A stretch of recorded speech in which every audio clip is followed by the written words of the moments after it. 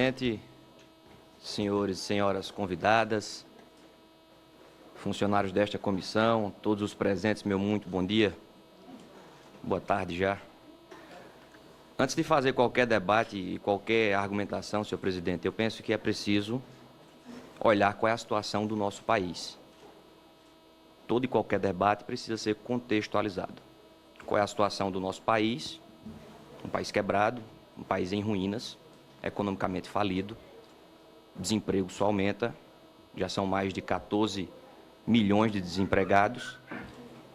E se a gente está numa situação como essa, é inevitável admitir mudanças. Isso é um pressuposto básico. E mais do que isso, mais do que a situação do nosso país, é preciso saber como é que está a situação do nosso sistema educacional.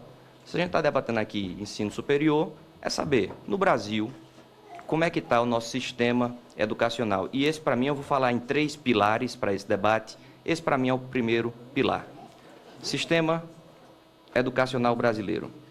Eu vivo usando essa alegoria, essa imagem. Para mim, o sistema brasileiro é como se fosse uma escada educacional. É como se fosse uma escada que só tem o último degrau. Só se alcança lá aos pulos. Via de regra, no Brasil, o pobre, que nasce na periferia, tem a sua creche negada. Não tem creche para as crianças no Brasil, as crianças pobres. 70% das crianças brasileiras não possuem vaga, deputado Sócio, em creche.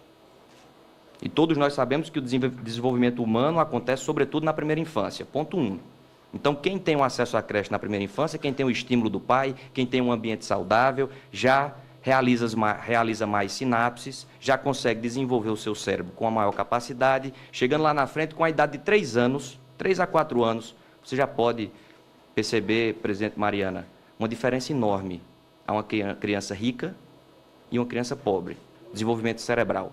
Essa é a nossa triste realidade. Creche negada, você vai para a educação básica. O sistema educacional brasileiro tem um dos maiores índices de evasão no mundo. A educação pública básica no Brasil, todos nós sabemos, tem profundas falhas. Está aí o resultado do PISA. Está aí o nosso resultado em outros segmentos. Negada a creche ao pobre, negada a creche, negada a escola na educação básica de boa qualidade, quando chega na hora do ensino superior, o que é que o Brasil faz?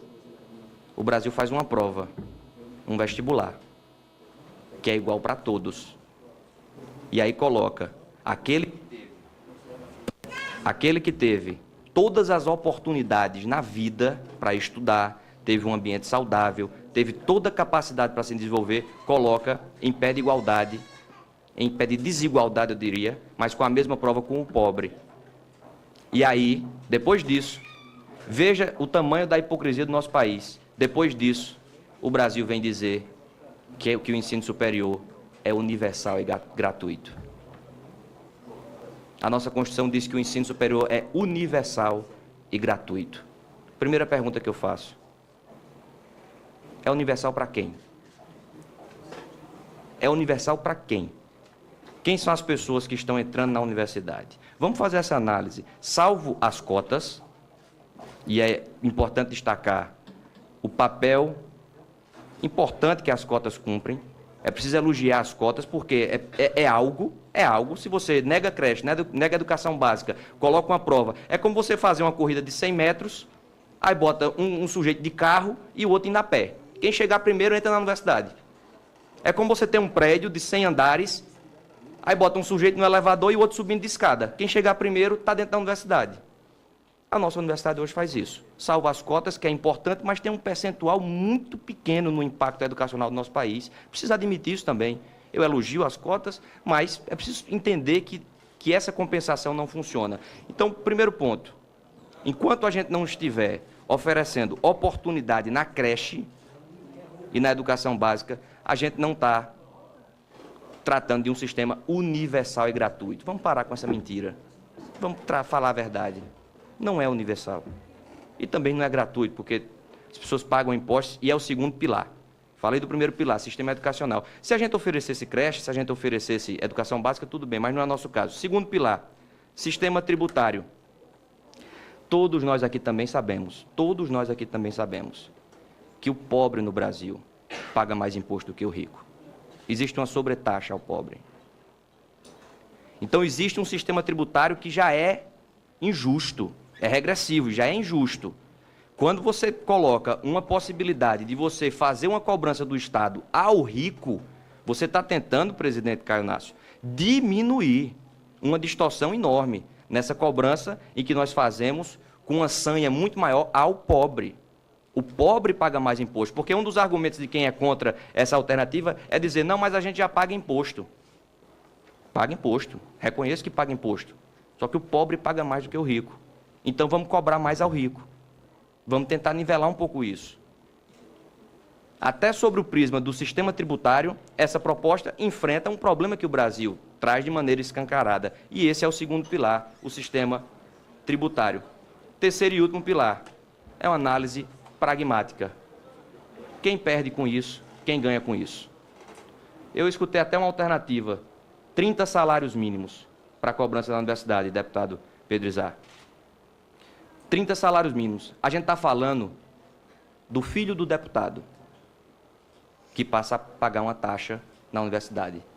É preciso ter isso, ter isso muito bem consolidado. A gente não está falando aqui de cobrar do pobre a universidade ou alguém de classe média. A gente está falando do filho do deputado federal, que tem um filho que teve acesso à creche privada, que teve acesso à educação básica privada, que se preparou no conforto, em toda a possibilidade de se desenvolver, teve toda a oportunidade de vida, fez uma prova, passou no vestibular de medicina e tomou a vaga de um pobre que não teve acesso à creche, que não teve acesso à educação privada de qualidade. Então, a gente está falando aqui do filho de um senador, que tem possibilidade, sim. Eu fiz um mestrado em Coimbra, universidade pública, uma das universidades mais renomadas do direito, referência, universidade pública. Lá eu paguei uma taxa. A universidade que é pública usa esse dinheiro para comprar livro para a universidade pública, para distribuir bolsas para quem não pode pagar. Não é mensalidade, eu até acho bom colocar aqui essa diferença. Não é uma mensalidade, não é o custo do curso. Não precisa ser o custo do curso. O custo de medicina tem um custo altíssimo. Você não precisa cobrar o custo do curso. Você cobra uma taxa. É algo para você redistribuir. A gente tem um país extremamente desigual. Extremamente desigual. Desigualdade social aqui é enorme. E a gente precisa ter instrumentos de distribuição de riqueza. Então, é preciso acabar com essa história de que se você cobrar uma taxa do rico, do filho do senador, do filho do governador, do filho do juiz, você está privatizando a universidade pública. Porque a Universidade de Coimbra é pública até hoje e faz isso. Tem um pouco de lealdade e honestidade nesse debate. E só para finalizar, se falou aqui PEC do teto, eu faço questão de colocar, porque se você fala uma mentira, alguém tem que vir falar a verdade. PEC do teto. Todo mundo sabe que o PT quebrou o nosso país. Nós temos um rombo fiscal. Isso aí todo mundo sabe. O que é que a PEC do teto fez? Colocou um limite para a contração de dívida. Por quê? Quem é contra a PEC do teto vai ter que ter a clareza e a honestidade de dizer que é a favor do pagamento de juros. Pare de enganar as pessoas. Seja claro na sua posição. Eu respeito essa posição. Então diga, sou contra a PEC do teto, mas tenha a honestidade de dizer, sou a favor ao pagamento de juros. Por quê? Se você é a favor do país se endividar eternamente... Eu lhe escutei com tanta atenção e respeito, deputado Pedro Izar. Eu entendo a sua incapacidade de ouvir pelo que o PT fez e a responsabilidade que tem com o país. Mas vamos tentar acompanhar o raciocínio lógico. Se você contrai dívida, necessariamente você paga juro. Não existe essa coisa de você contrair dívidas e não pagar juros. A gente paga de juros hoje mais do que 4 vezes o que paga de saúde e educação. Então, se você é contra a PEC do teto, tenha a clareza com a nossa nação, a nossa situação de país exige franqueza, diga, eu sou a favor do pagamento de juros. Esse é um primeiro ponto. Segundo ponto, não congelou, até quando a gente vai precisar dizer isso? Não congelou o orçamento da educação, que representa 4% das despesas primárias. Se você tirar da Câmara dos Deputados, presidente Mariana, você leva para a educação. Basta diminuir o orçamento de onde quer que seja. Você leva para a educação, não congelou. Tanto é assim que o atual governo descontingenciou o orçamento da educação, que o governo do PT tinha contingenciado. O orçamento aumentou. Aumentou. É verdade. Foge da regra de vocês, desse mantra ideológico. Vou pedir que Vossa Excelência Vou concluir, porque eu estou tendo que fazer um diálogo aqui. Mas é isso a realidade. Então, se é 4% do orçamento, pode dobrar, inclusive, desde que diga de onde vai tirar. O que não pode mais é enganar. E, por fim, se falou aqui de lucro dos bancos. Demagogia e lucro dos bancos. Por favor, todos nós também sabemos, basta levantar os números. No governo de 13 anos do PT, foi o maior lucro dos bancos da história. Até o deputado do PT está dizendo que sempre criticou. Então, se criticou, não venha agora para fazer essa oposição fácil, com um discurso populista, vir falar de lucro de banco. O governo do PT é o governo de Joesley Batista, minha gente. É o governo da JBS, que pegava dinheiro do pobre e dava dinheiro para Joesley Batista crescer. JBS, por favor, vamos ter honestidade no que a gente está falando. Então, para concluir, a gente precisa ter pelo menos essa franqueza. Aqui é uma audiência pública, a gente precisa ter a capacidade de se ouvir, de debater. O Brasil é um só, a gente atravessa desafios enormes e tem que parar dessa divisão que só afunda ainda mais o nosso país. Deputada, agradeço as palavras do deputado Pedro.